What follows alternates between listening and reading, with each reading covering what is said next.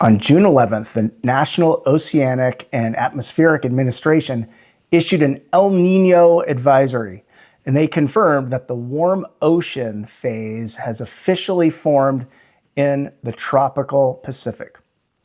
This isn't a forecast. This is confirmed. Sea surface temperatures in the equatorial Pacific have broken daily warm records for more than 20 consecutive days this June.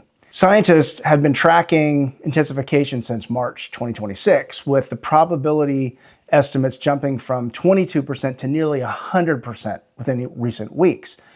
If these projections hold, this would rank as among the 3 most powerful El Niño events in modern history. The economic stakes are significant for businesses in every sector.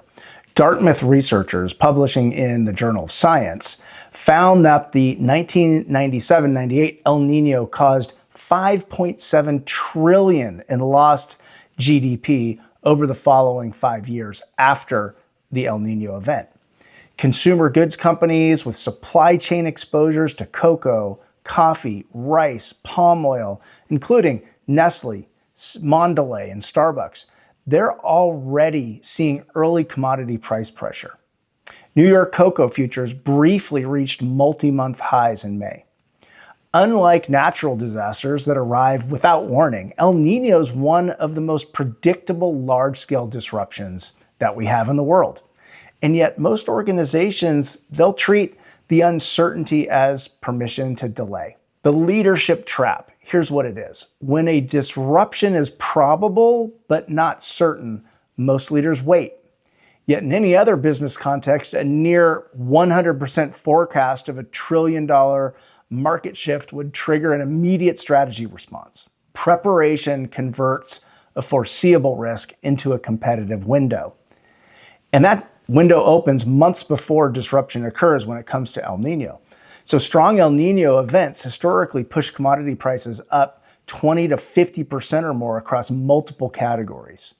Companies that enter those disruptions with diversified sourcing options cushion the impact. Competitors that haven't done so absorb it directly. Unilever, for example, has been building supply chain resilience ahead of this event, expanding regenerative agriculture practices across 11 countries and into multiple El Niño vulnerable categories, including rice, tea, and palm oil. The Dartmouth research makes the duration pretty concrete. Economic losses from major El Niño events persist for 5 years after the event itself. Companies that dismiss the early warning window don't just miss long-term opportunity, they compound a longer-term disadvantage. El Niño's the extreme version of a leadership pattern that grows up in every industry. Most organizations are better at reacting to disruption than preparing for the ones that they could even see coming. Here's 3 moves that separate winners from waiters. First, stress test your commodity exposure. Map which inputs carry the highest El Niño vulnerability. It might be raw materials. It could be cocoa, coffee, rice, sugar, palm oil. Model the margin impact of a 20 to 50% price increase before the disruption arrives. Run the numbers before you need them and identify your responses. Second, diversify before demand spikes. Companies that lock in alternative sourcing agreements before the peak demand can command better terms. Once disruption's undeniable, every competitor calls the same suppliers in the same window, and then negotiation becomes more difficult.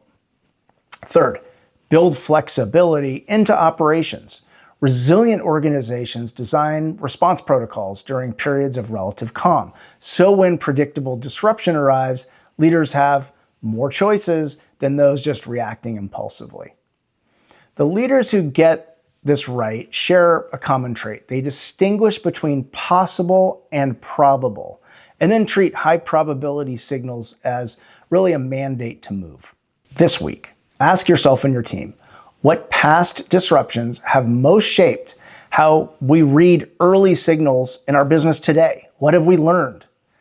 And then do your current supply chain practices reflect what you've actually learned? Identify one supply chain exposure you've been tracking but maybe haven't acted on yet as well, and schedule a 30-minute stress test with your operations or procurement team to understand it better and the potential responses. Windows of opportunity open to those who see obvious early signals.